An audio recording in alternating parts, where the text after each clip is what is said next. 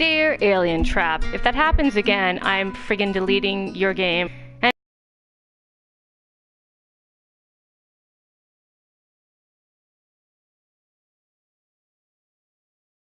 anyway, we're back.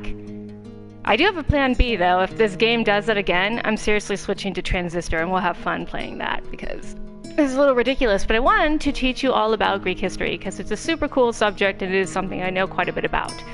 At any rate, we're going to safely stay here for a second while I have a sip of Retsina because I need to drink.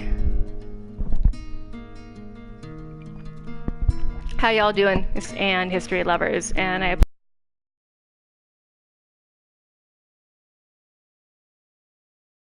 applaud you because I know it's frustrating. I keep going off air, but it's especially frustrating for me because I keep losing my train of thought and having to start over. And it's no fun. I really want us to have fun. So, while I am making sure that this stays on air, I wanted to show you guys some more cool stuff. So this huge book on ancient Greek mythology. Here it is. I have many books on Greek mythology, but this one's pretty cool.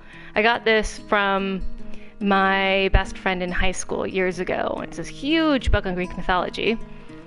And since I'm taking on Artemis in the next boss battle, I want to read a little bit about Artemis. Now, depending on where you were in the ancient Greek world, she was either a goddess of the hunt, or she was even considered a mother goddess. It just sort of depended on where you were in the world. So, here's a little bit about Artemis. Artemis is goddess of the hunt, also of the night. She is Apollo's twin, but born the day before her brother, she helped her mother Leto to bring him into the world. As he did to Hestia and to Athena, Zeus granted her the gift of eternal chastity she had requested. He also gave her a bow and arrows, which, like Apollo's, never missed their target. Just consider the massacre of the children of Niobe.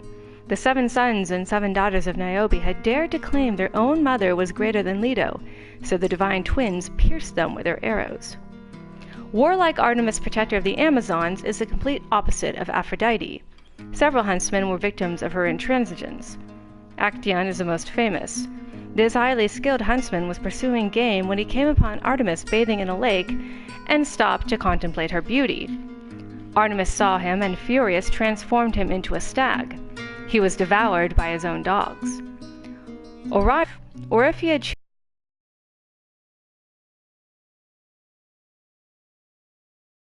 challenged her to a discus-throwing contest, she sent a scorpion which bit his heel.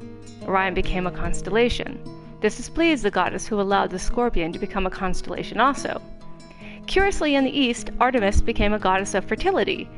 The Artemis of Ephesus, Diana of the Ephesians, is represented with numerous breasts. So it's interesting that Artemis has different personalities around the ancient world. And that whole story about one of the Greek mortals being turned into a stag that she could hunt is pretty key to what's coming up. So let's take a look. Mikey Dreamer says, Apotheon seems like it's not best for business. I like that wrestling reference. That's something I should talk about, is the ancient Olympics at some point. I have a few books on that.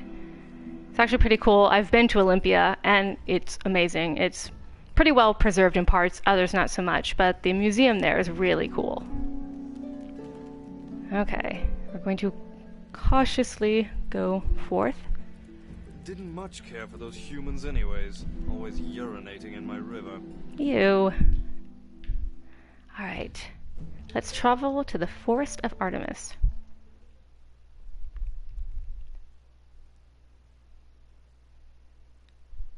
Maybe. Don't crash. Don't crash.